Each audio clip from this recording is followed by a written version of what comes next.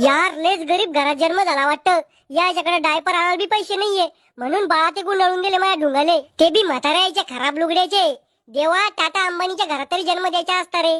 गोट्या काय करू राहिला? बाळा हे पाय, दादी आली तुझ्या दादी.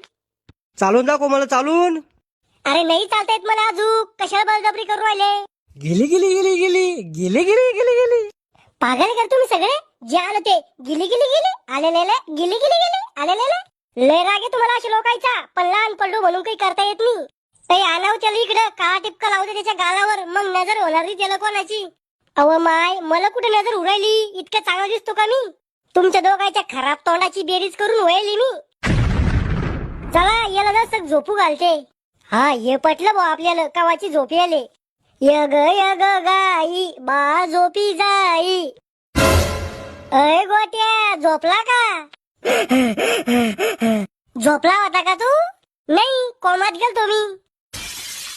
अहो ती साळेल कुत्र्याला डशेले का तू? झोपतो घेऊ दे मला. मी का काही खेळलंय का? जे आलं ते परेशान करतोय तर मला. मला आणती म्हण. म्हैस आहे तू, म्हैस, बेंडाळीत लोळणारी म्हैस.